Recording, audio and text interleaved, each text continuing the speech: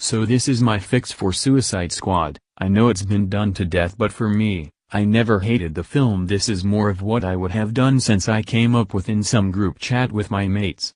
Let's get into it. Now for this fix to begin, we are gonna slightly edit them so nothing major, just the order of some films. It will go Man of Steel, Wonder Woman, and only then the Suicide Squad. This film had an immense amount of potential to be a genre changer, bringing in a unique spin on classic superhero films. My Suicide Squad would be closer to a heist film, and here is the plot. After the events of Moss, everyone wanted their piece of that Kryptonian action, and it was like the scramble for Africa, with groups battling for the remnants of the technology, with someone trying to further their careers and other to create some standard baddie things like super weapons. 3 organizations so far have gotten the most valuable pieces of tech and made the biggest developments. The Chinese, battery cells of the ship; gangsters, raided the armory; and finally a third party to be revealed later. After some surveillance by the US, it is evident that the K-Tech is quickly making these groups some of the most dangerous people on the planet, but they are still scraping the surface of what this tech can achieve. The US government wants to get control of the situation and decides they need to assemble their own team to curb this threat. They don't want to contact the other established heroes, SUPS or WW, as they would probably destroy the tech, and the US wants this for themselves.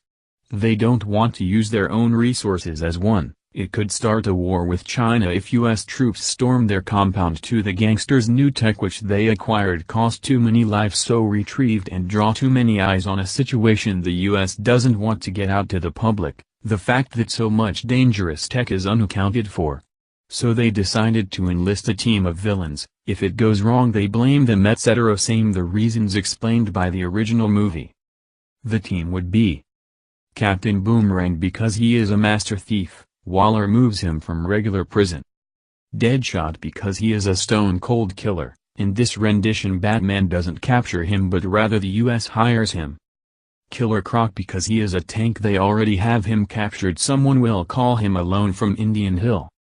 Harley Quinn, not entirely sure why, but her character intro won't have Batman. No Diablo, Katana or Slipknot. They can be used in later projects, and splitting the screen time between them was a gripe I had with the original film. Now the movie will follow a standard heist film with planning and execution. Lots of blood, explosions and slow-mo. The first with the Chinese will be very clinical and is the longest sequence, with timed attacks and mixes of stealth here and there, but with a lot of civilian killings. Like Harley uses women as a human shield so that audiences don't forget these are the bad guys. After the op in retaliation Waller kills Captain Boomerang. He was a way better character than the rope dude, and as such it will hurt the audience way more when he dies. Also shows you Waller is cold-hearted. Now the second heist will be way shorter than the first. Reasons being the gangsters are undertrained and haven't figured out any of the weapons they had stolen. The plan is Killer Croc crashing straight through the front gates, distracting the forces with help from some Black Hawk dudes as extra muscle after Captain Boomerang's death, and to babysit the squad. While the commotion at the front is happening, Deadshot and a small group of Black Hawk dudes go through the back to grab the more volatile weapons, with Harley on getaway. The reason Harley needs to do this is that the US soldiers cannot leave with the Suicide Squad just in case of news helicopters or something, so they pull out the pink chrome car from the original movie from Impound. We will only see Croc's initial assault and cut straight to the Deadshot going John Wick on the stronghold. Taking down the gangsters' hideout and getting to the weapons will be super easy because we already had a big action piece. Now after they get to where the weapon is stored, the commander of the Black Op unit with Deadshot starts communicating with Waller.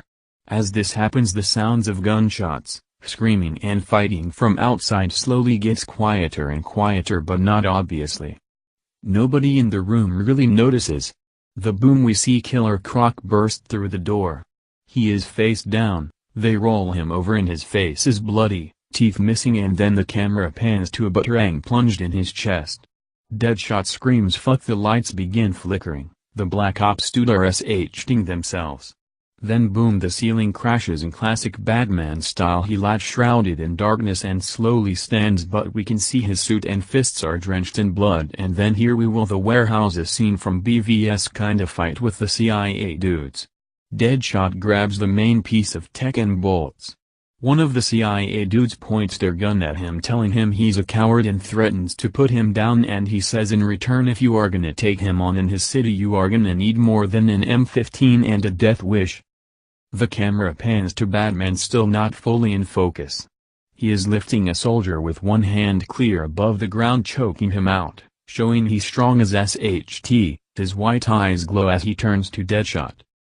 Deadshot throws some grenades. The damage from the blast causes the building begins to crumble as he dips out. It starts collapsing around the Bat, but he doesn't seem fazed and doesn't break his glare towards Deadshot. Deadshot runs and eventually reaches the getaway car. Harley asks why Deadshot is in such a rush, and then bam, the Batmobile crashes straight through the building like it was nothing, and Deadshot screams while pointing at the Batmobile, "That's why."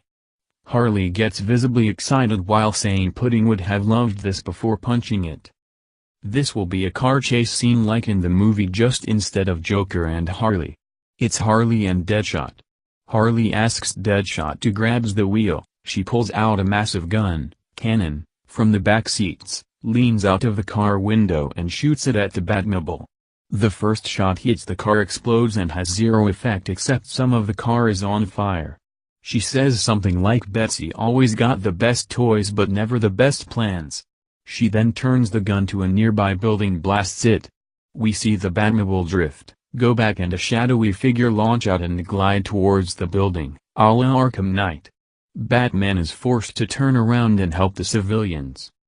Harley and Deadshot get away with the tech and bring it back to Waller in exchange for their freedom and compensation. Waller double-crosses them and throws them into Bell Relevant. The movie ends with the government approving this new Suicide Squad and news clips showing Killer Croc being blamed on the news for terrorist acts in Gotham City ghettos, Boomerang being put on the Chinese watch list, and the heroic capture of Deadshot, the co-conspirator of the attack on the Chinese compound. Roll credits. End credits scene is a severed head rolling down a dark hallway in Bell Rev. We hear Happy whistling while a guard walks throwing and catching keys. The camera is behind him. As he gets to Harley's cell at the end of the hall, we hear in the iconic Joker voice, "TSK TSK TSK Harley, you don't call, you don't write, you go on crazy adventures with old Batsy without me." And he takes one step forward and the light reveals a close Jared Leto's Joker, "I'm hurt." The camera zooms out to a full shot of Joker with carnage and chaos behind him. People on fire, destroyed equipment, and Joker thugs beating the shit out of some guards. He says, "Let's blow this popsicle stand," and then it cuts to black.